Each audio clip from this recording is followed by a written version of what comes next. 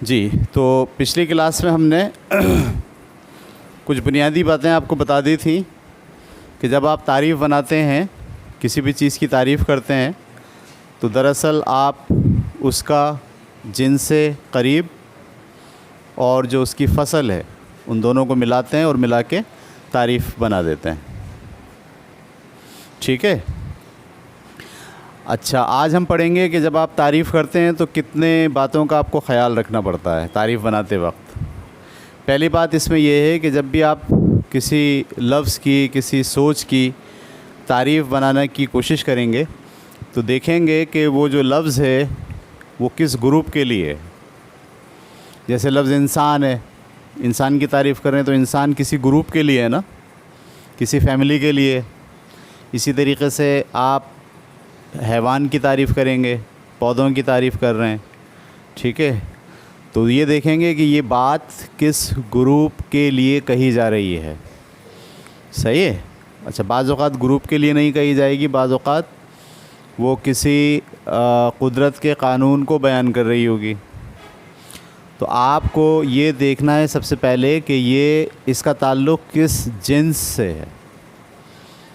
سمجھ میں آ رہی بات آپ کو؟ اور اس جنس کا تعین کرنا ضروری ہے، اس کی ساری صفات کا مطالعہ کرنا ضروری ہے. کیونکہ مثال کے طور پر آپ تعریف کرتے ہیں انسان کی، تو انسان کی جو جنس ہے وہ کون ہے؟ حیوان، اور خود وہ حیوان کی نوع ہے. تو جب آپ انسان کی تعریف کرنے جائیں گے تو آپ انسان کی نوع میں جتنے لوگ شامل ہیں، وہ پاکستانی بھی ہوں گے، انڈین بھی ہوں گے، وہ بھی انسان ہیں. افریقہ میں جو رہتے ہیں وہ بھی انسان ہیں. صحیح ہے؟ اچھا، اگر مسلمان ہیں تو وہ بھی انسان ہیں، یہودی ہیں تو وہ بھی انسان ہیں. تو آپ کو اس نوع کی تمام ممبرز کو دیکھنا پڑتا ہے کہ جو بات آپ کہنے جا رہے ہیں کیا وہ بات اس نوع کے تمام ممبرز پر پوری اترتی ہے. اگر آپ کہیں گے کہ انسان تو کالے ہوتے ہیں، تو اب آپ نے کیا کرا؟ وہ سارے انسان چھوڑ دیے جو گورے ہوتے ہیں. تو بات کیا ہو گئی؟ بات یہ ہو گئی کہ آپ نے اس نوع کے تمام ممبران کو سامنے نہیں رکھا. تو اس نوع کے یا اس جنس کے تمام ممبران کو سامنے رکھنا اور ان کی مشترک خصوصیات، کامن خصوصیات جو سب میں ہو. تعریف یہ نہیں کر سکتے کہ انسان وہ ہوتے ہیں جو کالے ہوتے ہیں. اب آپ کو مشترک پراپرٹی ڈھونڈنی ہے جو سب میں ہو. جو لفظ تضمن ہے وہ ہے ہی کیا؟ لازمی خصوصیات. صحیح ہے؟ جس کے بغیر وہ شے ڈیفائن نہیں ہو سکتی ہو، اسے کہتے ہیں تضمن. تو پہلی بات کا خیال یہ رکھیں گے تعریف بناتے وقت کہ جس چیز کی آپ تعریف کر رہے ہیں اس چیز کے سارے ممبرز کو ذرا ایک نظر ڈال لیجئے اور دیکھیے کہ ان میں جو بات آپ کہنے جا رہے ہیں کیا سب میں مشترک ہے. اگر سب میں مشترک ہے تو وہ بات تعریف کا حصہ بنائی جا سکتی ہے، اور اگر سب میں مشترک نہیں ہے تو اسے آپ تعریف میں شامل نہیں کر سکتے. نمبر ایک. نمبر دو، جب آپ اس نوع کو یا اس جنس کو اسٹڈی کر رہے ہیں تعریف بنانے کے لیے تو آپ اس کے جو مخالف جنس ہے، صحیح ہے، اس کا بھی مطالعہ کریں. کیونکہ اصل میں جس چیز کی آپ تعریف کر رہے ہیں وہ چیز دوسروں سے کیسے مختلف ہے یہ جاننا بھی آپ کے لیے ضروری ہوتا ہے. سمجھ میں آ رہی بات آپ کو؟ کیونکہ جب تک آپ جس چیز کی تعریف کر رہے ہیں اس چیز کو منفرد نہیں بتا رہے دوسروں سے الگ تھلگ کر کے، تو وہ بات تعریف کے زمرے میں نہیں آئے گی. سمجھ میں آ رہی؟ جیسے انسان کی ہم مثال دے رہے ہیں، انسان کی تعریف کرنے جا رہے ہیں تو انسان سے مختلف چیزیں کیا ہیں؟ دوسرے حیوان بھی ہیں، پودے بھی ہیں، دوسرے جاندار بھی ہیں. ان کا مطالعہ کرنا بھی ضروری ہے تاکہ جب ہم انسان کی تعریف کریں تو اس تعریف میں وہ دوسری باتیں نہ آ جائیں. مثلا انسان تو جو ہے وہ سونے کے لیے رینگتا ہے زمین پہ. اب رینگنے والے جانوروں کی خصوصیات آپ نے اس میں شامل کر دی، لیکن انسان میں تو یہ خاصیت نہیں ہوتی. میں مثال کے طور پر کہہ رہا ہوں. تو دو باتوں کا خیال رکھیں گے. ایک تو یہ کہ جس چیز کی تعریف کر رہے ہیں وہ اگر نو ہے تو اس نو کے سارے فرد کا مطالعہ کرنا ہوگا اور ان میں جو کامن چیزیں ہوں گی وہ نکالنی پڑیں گی تعریف کے لیے. نمبر ایک. نمبر دو, اس نو کے علاوہ جو چیزیں ہیں ان کا بھی مطالعہ کرنا پڑے گا تاکہ یہ بتایا جا سکے کہ یہ والی چیز دوسروں کے لحاظ سے کس طرح مختلف ہے. کیونکہ جب تک آپ ایک چیز کو دوسروں سے مختلف نہیں بتائیں گے, جیسے میں مثال دیتا ہوں آپ کو, ہم نے بات پڑھی ہے نیوٹن کا تجاذب کا قانون. تجاذب کا قانون کیا ہوتا ہے کہ دو مادی اجسام ایک دوسرے کو اٹریکٹ کرتے ہیں, صحیح, اور کس کی بنیاد پر کرتے ہیں؟ میٹر کی بنیاد پر اور فاصلے کی بنیاد پر. میٹر اگر زیادہ ہوگا تو اٹریکشن زیادہ ہوگی, فاصلہ اگر زیادہ ہوگا تو اٹریکشن کم ہوگی. پڑھا ہم نے. فوراً اس کے بعد ہم نے کولم کا قانون بھی پڑھا ہے. کولم کا قانون کیا ہے؟ دو چارج پارٹیکل ایک دوسرے کو کشش بھی کرتے ہیں اور دفع بھی کرتے ہیں. ان کے درمیان جو اٹریکشن کی یا دفع کی قوت ہے وہ ان کے چارج کی مقداروں کے ڈائریکٹلی پروپورشنل ہوتی ہے اور ان کے فاصلے کے انورسلی پروپورشنل ہوتی ہے. پڑھا ہم نے. دونوں مختلف کیسے ہیں یہ جاننا بہت ضروری ہے. اگر آپ یہ نہیں جانتے کہ دونوں مختلف کیسے ہیں تو اس کا مطلب کیا ہے؟ دونوں ایک ہی ہیں. صحیح ہے. دونوں مختلف کیسے ہیں؟ ایسے ہیں. یہ جو تجاذب کا قانون ہے گریویٹیشن کا, یہ صرف فورس آف اٹریکشن رکھتا ہے, فورس آف ریپلجن یہ اختلاف ہے دونوں میں. اس کی بیسس کس پر ہیں؟ مٹیریل پر, چاہے وہ چارج ہوں چاہے وہ چارج, جبکہ اس کی بیسس کس پر ہیں؟ چارج پر. اگر چارج پارٹیکل ہوں گے, اگر نیوٹرل ہوں گے تو کوئی اٹریکشن نہیں ہوگی, اور اگر نیوٹرل نہیں ہوں گے تو اٹریکشن ہوگی, اور اٹریکشن بھی ہو سکتی ہے اور اس کے ساتھ ساتھ ریپلجن بھی ہو سکتی ہے. تو یہ دونوں میں کیا ہو گیا فرق. جب تک آپ جس چیز کی تعریف کر رہے ہیں اس چیز کو دوسروں کے لحاظ سے فرق نہیں بتا سکتے, اس کا مطلب ہے آپ کو اس تعریف پر عبور حاصل نہیں ہے, آپ اس کے بارے میں مکمل علم نہیں رکھتے. یہ بات آپ کی سمجھ میں آ گئی. تو دو باتیں ہو گئیں. ایک تو یہ کہ جس چیز کی تعریف کر رہے ہیں اس کی ذرا پورے ڈائریکشن میں تحقیق کر لیں. اب جیسے میں نے آپ کو تجاذب کا قانون بتایا کہ تجاذب کا قانون کیا ہے؟ دو مٹیریل ایک دوسرے کو اٹریکٹ کرتے ہیں. کس کی بنیاد پر؟ مٹیریل کی بنیاد پر اور ان کے درمیان فاصلے کی بنیاد پر. کیا ہم نے ساری بات طے کر لی؟ سب ہو گیا اس میں؟ ساری باتیں آ گئیں؟ جی نہیں, ایک بات نہیں آئی. وہ کیا؟ آپ نے پڑھا ہے اس کو کہ دونوں کے درمیان جو میڈیم ہے اس پہ بھی ڈیپینڈ کرتا ہے. اگر آپ وہ دونوں اجسام پانی میں رکھ رہے ہیں تو ان کے درمیان اٹریکشن کچھ اور ہوگی. ان کو ہوا میں رکھ رہے ہیں ان کے درمیان اٹریکشن کچھ اور ہوگی. وہ خلا میں ہیں ان کے درمیان اٹریکشن کچھ اور ہوگی. تو ان کے بیچ میں جو میڈیم ہے اس میڈیم پر بھی بیس کرتا ہے. تو اگر میں یہ میڈیم کا تذکرہ نہ کروں تو تعریف مکمل نہیں ہوئی. میں نے بات کی لیکن بات ادھوری کی. صحیح ہے. یعنی فورس آف گریویٹیشن مکمل بیان ہو ہی نہیں سکتا جب تک کہ آپ میڈیم کو ڈسکس نہیں کریں گے. تو میں یہ کیا کہہ رہا ہوں, جب آپ تعریف بنانے بیٹھتے ہیں تو آپ دو باتوں کا خیال کرتے ہیں. نمبر ایک, جو بات آپ کہہ رہے ہیں کیا وہ اپنے دائرے میں مکمل ہو گئی ہے؟ کوئی بات چھوٹ تو نہیں گئی؟ ایسا تو نہیں کہ اس گروپ میں اس خیال میں کوئی تیسری چیز تھی جو ہم زیر بحث نہیں لا پائے؟ ایک تو یہ والا خیال رکھیں گے. دوسری بات کیا, جو تعریف آپ بنا رہے ہو اس سے باہر جو چیزیں ہیں اس سے یہ تعریف کیسے مختلف ہے؟ سمجھ میں آ رہی بات آپ کو؟ اختلاف کیا ہے, فرق کیا ہے, ہم نے اس میں کیا چیز ایسی ہے جو دوسروں میں نہیں ہے؟ تو یہ فرق اور پوری بات, یہ دو باتوں کا لحاظ آپ کو کرنا پڑتا ہے تعریف کو بناتے وقت. ٹھیک ہے. اچھا جی, اب تعریف کے 4 قاعدے ہیں. تعریف کے کتنے قاعدے ہیں؟ 4 قاعدے. پہلا قاعدہ, تعریف مکمل ہو نہ زیادہ نہ کم. تعریف کیا ہو؟ نہ زیادہ نہ کم. آپ جس چیز کی تعریف کر رہے ہیں اس کی بات کمپلیٹ ہونی چاہیے, نہ وہ نہ وہ تعریف جو ہے وہ زیادہ چیزوں پر پھیل جائے اور نہ ہی وہ محدود ہو جائے. ٹھیک ہے, مثال کے طور پر ایک تعریف ہے انسان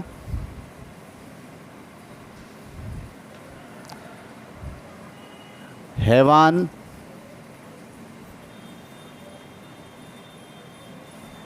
جو تعقل رکھتا ہے. مثال ہے یہ,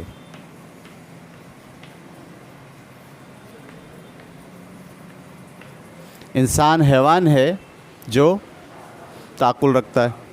تعقل کا مطلب اس کو عقل ہے, شعور ہے. تو یہ تو ایک ہو گئی مکمل تعریف. زیادہ کیا ہو سکتی ہے؟ آپ یہیں رک جائیں. انسان ایک حیوان ہے. جیسے آپ کہتے ہیں انسان ایک حیوان ہے, تو دراصل آپ نے بندر کو بھی کیا بول دیا؟ انسان. آپ نے ہاتھی کو کیا بول دیا؟ آپ نے سارے کیڑے مکوڑے بھی کیا بول دیے؟ تو اب آپ کی جو تعریف ہے نا وہ اپنے دائرے سے باہر نکل گئی. اس میں ایسی باتیں بھی آ گئیں, یعنی وہ گروپ بھی آ گیا جو انسان کا گروپ نہیں ہے. تو اسے ہم کہتے ہیں کہ آپ کی جو تعریف ہے وہ وسیع ہو گئی. کیا ہو گئی؟ وسیع. وسیع کا مطلب پھیل گئی. وہ اب سب پہ جا رہی ہے, سب کو انسان مان رہی ہے. اور اگر ہم اس میں یہ کر دیں کہ انسان, بلکہ ایک یہ لگا دیں انسان حیوان ہے جو تعقل رکھتا ہے اور فانی ہے.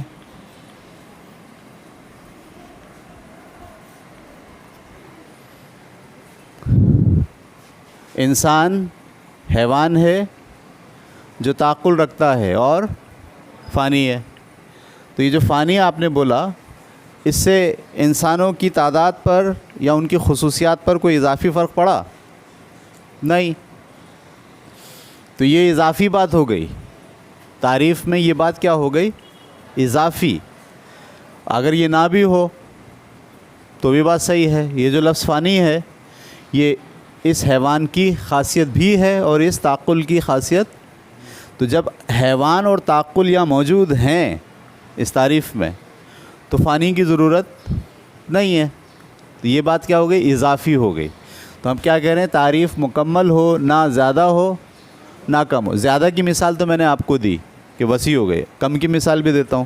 مثال کے طور پر اسی تعریف کے اندر ہم یہ بات کہیں انسان حیوان ہے جو تعقل رکھتا ہے اور مسلمان ہو. انسان کی یہ تعریف کر دی ہم نے. اب کیا ہوا؟ انسان حیوان ہے جو تعقل رکھتا ہے اور کیا ہو؟ آپ نے کیا کرا؟ آپ کم کر دیا. صرف انہی لوگوں کو آپ نے انسان کہہ دیا جو کون ہے؟ مسلمان ہے. باقی سارے لوگ انسان کے دائرے سے آپ نے باہر نکال دی. تو پہلا قاعدہ ہے تعریف کا, جب بھی آپ کسی چیز کی تعریف کریں گے, ٹھیک ہے, تو وہ تعریف مکمل ہونی چاہیے, نہ زیادہ پھیل جائے اور نہ ہی کم ہو جائے. اور تیسری بات کیا؟ اس میں خواہ خواہ کی اضافی بات کی ضرورت نہیں ہے. جیسے میں نے کہا کہ انسان فانی ہے, تو فانی تو کس کی خاصیت ہے؟ حیوان کی بھی ہے اور تعقل کی بھی ہے. لہذا خواہ خواہ آپ نے ایک اضافی چیز جو ہے وہ لگا دی. یہ بات کلیئر ہو گئی, پہلا قاعدہ. اس کے بعد دوسرا قاعدہ جو تعریف بناتے وقت آپ جس کا خیال رکھتے ہیں,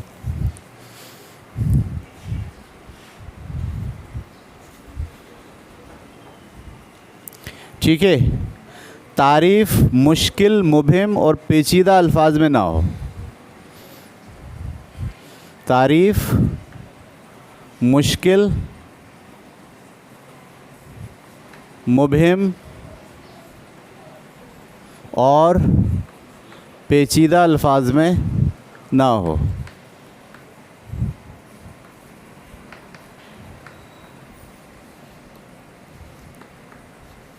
کیا مطلب ہوا؟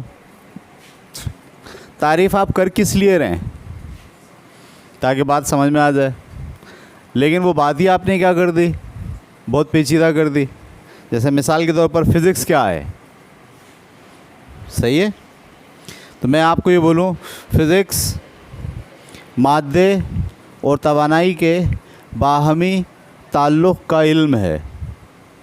جب میں نے بولا فزکس مادے اور توانائی کے باہمی تعلق کا علم ہے، تو اب اس میں خود مادہ ڈیفائنیبل ہے، خود توانائی ڈیفائنیبل ہے، پھر ان دونوں کا تعلق ڈیفائنیبل ہے.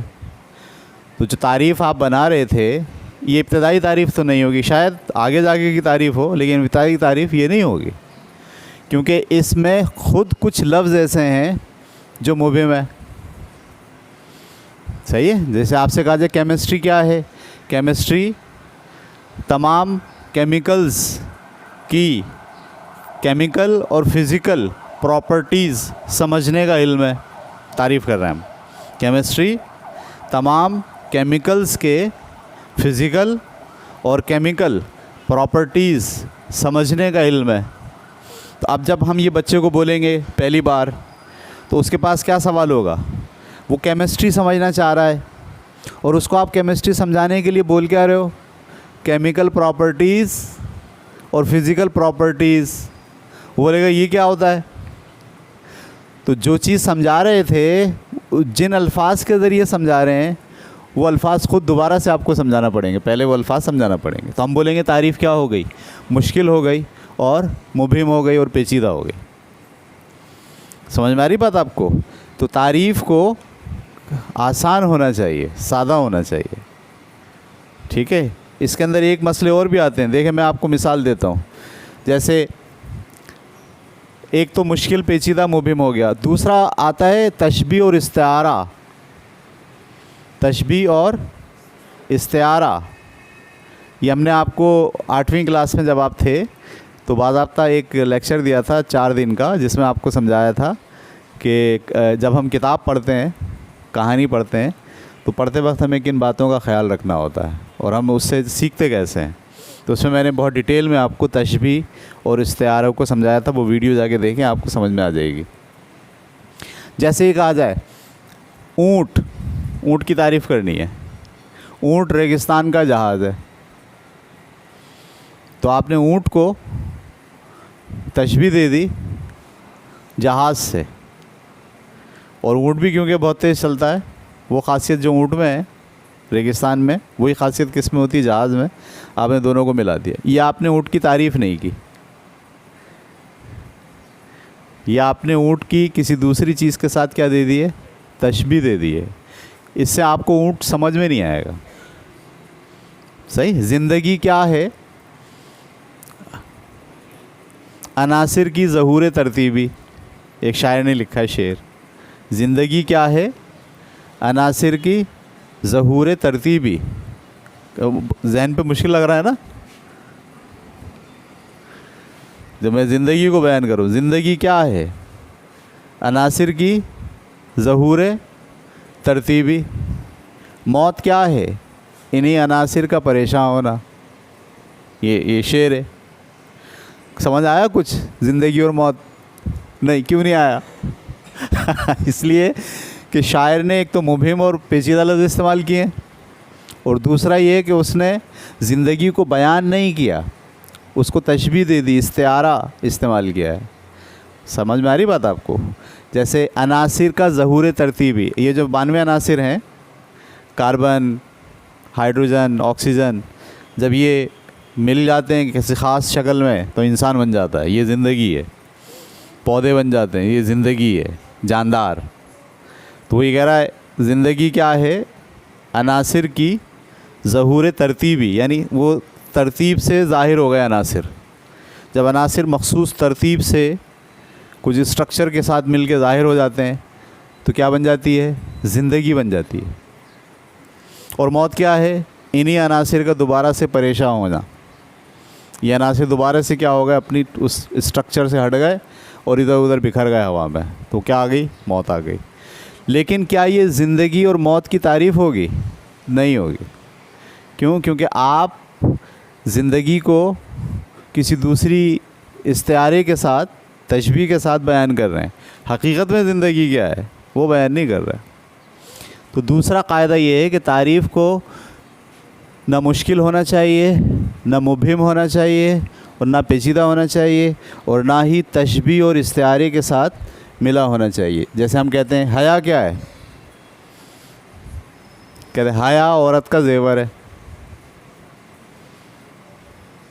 اب یہ استعارہ ہے، استعارہ، تشبیہ بھی نہیں ہے. استعارہ کا مطلب یہ ہے کہ جیسے عورت زیور پہن کے بہت خوبصورت دکھائی دیتی ہے، ایسے ہی جب وہ حیا میں ہوتی ہے تو بہت خوبصورت دکھائی دیتی ہے. یہ بیان کرنے کی کوشش کی. لیکن کیا اس میں حیا کو بیان کیا ہے؟ کیا حیا کو ڈیفائن کیا ہے؟ حیا کی تعریف کی ہے کہ حیا یہ ہوتی ہے؟ صحیح. اب حیا کی تعریف تو یہ ہے کہ جب بھی سب سے پہلے تو حیا یہ ہے کہ مسلمان جو ہیں وہ اپنی شرم گاہوں کی حفاظت کریں گے. یہ حیا، اب یہ تعریف ہو رہی ہے حیا کی. حیا یہ ہے کہ شرم گاہ کی حفاظت کی جائے. ایک آدمی ننگا گھوم رہا ہو، ہم کیا بولیں گے؟ اس کے بعد حیا. اب حیا کی تعریف یہ بڑی زبردست آ رہی ہے کہ شرم گاہ کی حفاظت جو کرے گا اس میں حیا ہے. نمبر 1. نمبر 2، جو ٹٹولتی ہوئی نگاہوں سے نہیں دیکھے گا. اگر وہ ایک دوسرے کو، لڑکے لڑکیوں کو، مرد عورتوں کو، عورتیں مرد کو ٹٹولتی ہوئی نگاہ سے دیکھ رہے ہیں، گھور رہے ہیں، خد و خال کا جائزہ لے رہے ہیں، تو کیا ان میں حیا ہے؟ حیا نہیں ہے. تو حیا کیا ہے؟ شرم گاہوں کی حفاظت اور نگاہوں کو نیچا رکھنا. ایسے بول رہے ہیں آپ، یا نگاہوں پر پردہ یا پہرا، یا ٹٹولتی ہوئی نگاہوں سے نہ دیکھنا. تو یہ جو آپ بیان کر رہے ہیں یہ تعریف کے زمرے میں آئے گا کہ آپ حیا بیان کر رہے ہیں.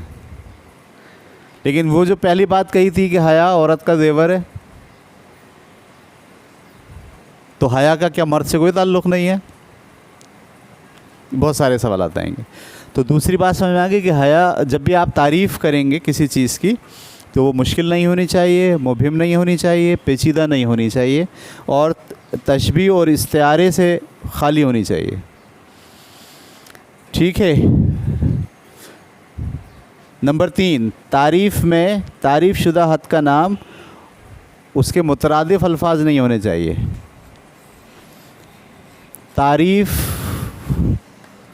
میں جس شے کی تعریف ہو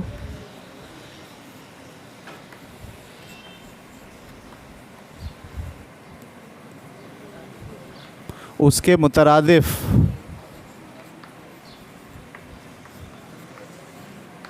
الفاظ نہ ہوں. یہ ہماری کلاس روم میں بہت ہوتا ہے. ہم کہتے ہیں اچھا بتائیے فزکس میں کام کیا ہے؟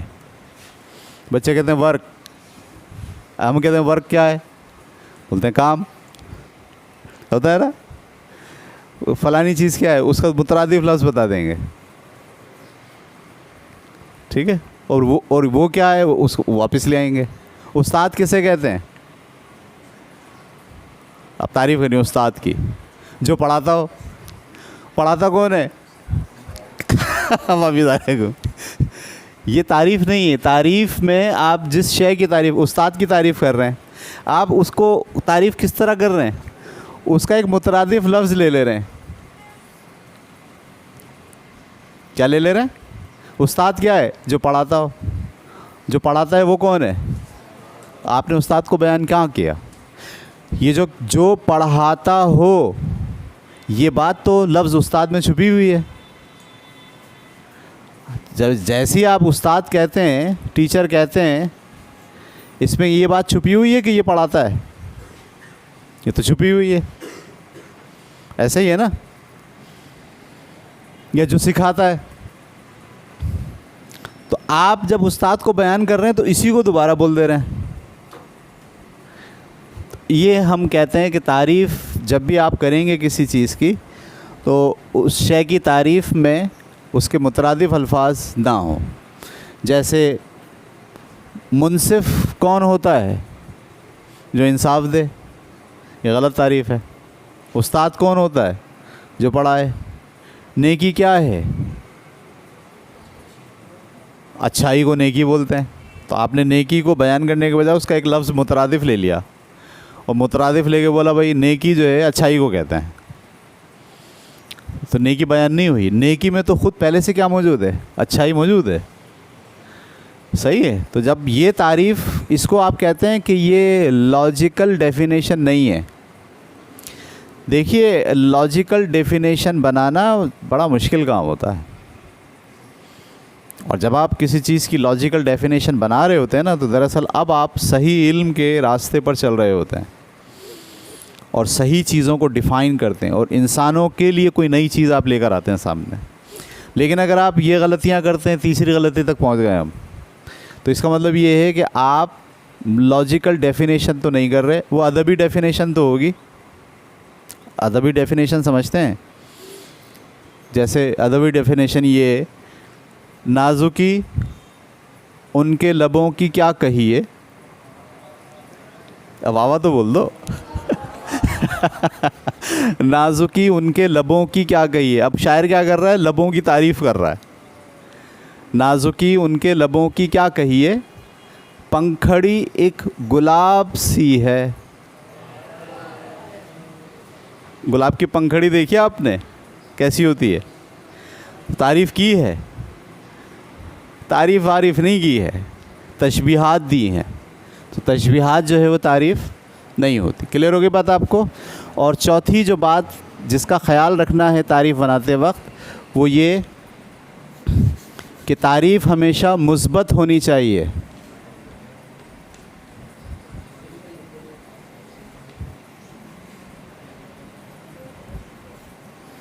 مثبت کا مطلب آپ کسی چیز کے ہونے کے بارے میں بیان کریں گے، نہیں ہونے کے بارے میں بیان نہیں کریں گے، صحیح ہے؟ جیسے ہم بولیں کہ سچائی کا نہ ہونا بے ایمانی کہلاتا ہے، یہ بولا ہے سچائی کا نہ ہونا بے ایمانی کہلاتا ہے۔ بے ایمانی کی تعریف کیا کر دی آپ نے؟ نہ ہونے کو۔ تو تعریف میں کسی چیز کے ہونے کو بیان کریں گے، اس کے نہ ہونے کو بیان نہیں کریں گے۔ سمجھ میں آ رہی بات آپ کو؟ مثال کے طور پر میں ایک مثال دیتا ہوں آپ کو۔ اکثر لوگ کہتے ہیں کہ شراب پینا حرام ہے، قرآن میں لکھا ہے، سور کھانا حرام ہے، قرآن میں لکھا ہے، صحیح ہے؟ قرآن نے کسی چیز کا منع کیا ہے نا، جس چیز کا منع کیا وہ حرام ہو گئی۔ ہم کسی چیز کے بارے میں کہیں، مثال کے طور پر کوا کھانا، ہم کوا کھاتے ہیں بھون کے، بولے بھائی یہ تو آپ کیوں کھا رہے ہو؟ بولے قرآن نے منع نہیں کیا۔ قرآن نے، ہم اپنی طرف سے کوئی دینی عمل بنا لیتے ہیں اپنی طرف سے، بولے بھائی آپ کیوں کر رہے ہو؟ بولو قرآن نے منع نہیں کیا۔ وہ کس تعریف کی طلب کرتے ہیں؟ نہ ہونے کی طلب کرتے ہیں، جبکہ قرآن بحث کرتا ہے ہونے پر۔ سمجھ میں آ رہی بات آپ کو؟ یہ بہت امپورٹنٹ بات ہے۔ اگر آپ نہ ہونے کی بنیاد پر چیزیں سمجھنا شروع کر دیں تو آپ کو تو پھر قرآن میں کچھ بھی نہیں ملے گا۔ بولا الٹا لٹک کے نماز پڑھوں گا میں، بولا بھائی کیوں پڑھ رہے ہو آپ؟ ایسے مت پڑھو۔ بولا قرآن نے منع تھوڑی کیا ہے، نہیں ہے اس میں۔ تو آپ دراصل کیا چیز ڈھونڈ رہے ہو قرآن میں؟ نہیں کو ڈھونڈ رہے ہو، جبکہ وہ کیا بتاتا ہے؟ ہونے کو بتاتا ہے۔ اب آپ جب ہونے کو ڈھونڈو گے تو یہ بات سامنے آ جائے گی کہ کوا نہیں کھا سکتے آپ، جب ہونے کو ڈھونڈو گے، کیونکہ وہ ایک جگہ لکھتا ہے کہ ایسی تمام چیزیں جو غیر فطری ہیں، وہ کہتا ہے طیب کھاؤ، طیب کھاؤ، طیبات کھاؤ۔ وہ حکم دے رہا ہے کیا؟ طیبات کھاؤ۔ اس طیبات میں کیا آ گئے؟ وہ سب چیزیں جو پاک ہیں۔ آپ پخانہ نہیں کھا سکتے، گوبر نہیں کھا سکتے جیسے ہندو کھا رہے ہیں، پیشاب نہیں پی سکتے ہمارے ہاں، کیونکہ قرآن میں ہونا بیان کیا ہے۔ ہونا کیا ہونا؟ طیبات کھائیے، اسے یہ نہیں بولا کہ یہ چیز نہیں کھائیے، یہ چیز نہیں کھائیے، یہ چیز نہیں کھائیے. وہ نہیں بتاتا. وہ کیا بتاتا ہے؟ وہ ہونا بتاتا ہے. تو اس نے ایک جگہ لکھ دیا ہے کہ طیبات کھائیے. تو جب ہم فیصلہ کریں گے کوے کے بارے میں کیا یہ طیب ہے، تو ہم نے یہ دیکھا ہے کہ جو چیزیں دانہ کھاتی ہیں، گھاس کھاتی ہیں، وہ طیب ہیں. اور جو حرام کھا جاتا ہے، مردار کھا جاتا ہے، ہم خود مردار نہیں کھاتے، تو ہم کوے کو کیسے کھائیں؟ وہ تو کتے کا گوشت جو مرا پڑا ہوتا کھا رہا ہوتا ہے مزے سے. تو اب اس کی بنیاد پر، کیونکہ اللہ تعالیٰ نے وہاں کیا بولا ہے کہ طیب کو کھائیے. طیب سے مراد جو خبائث نہیں ہے.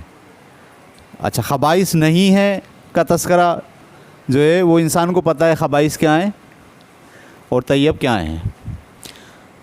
تو چوتھا جو آپ کے ہاں تعریف ہونی چاہیے کسی چیز کی، وہ ہمیشہ کیا ہونی چاہیے؟ مثبت. اس میں آپ ہونے کو بیان کریں گے. صحیح ہے. میں کسی بچے کی تعریف کروں، یار یہ بڑا زبردست بچہ ہے، یہ چوری نہیں کرتا، تو یہ میں نے تعریف اس کی نہیں. تعریف سے مراد پریس بھی ہوتی ہے، لیکن یہاں پریس مسئلہ نہیں ہے، یہاں ڈیفینیشن مسئلہ ہے. پریس کا مطلب ہوتا ہے تعریف، کسی کے حسن کی تعریف کر دی، کسی کی خوبیاں گنوا دیں، یہ ایک الگ بات ہے. لیکن جب آپ ڈیفائن کرتے ہیں کسی چیز کو، تو پھر آپ کو ہمیشہ پازیٹیو چیزیں لینی پڑتی ہیں. نیگیٹو کی بنیاد پر آپ تعریف نہیں بنا سکتے. تو جب آپ تعریف بنانے کھڑے ہوتے ہیں کسی چیز کی، تو ان 4 باتوں کا آپ کو خیال رکھنا پڑتا ہے. نمبر 1، تعریف مکمل ہو، نہ زیادہ ہو، نہ کم ہو، نہ اضافی ہو. نمبر 2، تعریف مشکل، مبہم، پیچیدہ الفاظ میں بیان نہ ہو. نمبر 3، تعریف میں جس شے کی تعریف ہو اس کے مترادف الفاظ استعمال نہیں کیے جائیں. اب میری فزکس کی کلاس میں آپ کو بار بار ٹوکوں گا. جیسے میں آپ سے پوچھوں گا یہ، تو آپ مجھے جواب میں کیا دو گے؟ اس کا ایک مترادف لفظ دے دو گے. یہ اکثر کلاس میں ہوتا ہے. جب بچوں سے جا کے پوچھے قوت کیا ہے، بولتے ہیں طاقت. اور طاقت کیا ہے؟ ارے قوت. اردو میں. اور اگر ویسے انگلش میں چلے جائیں تو قوت کیا ہے؟ بولتے ہیں فورس. وہ فورس کیا ہے؟ بولتے ہیں قوت. تو یہ تعریف نہیں ہوئی، یہ کیا ہو گئی؟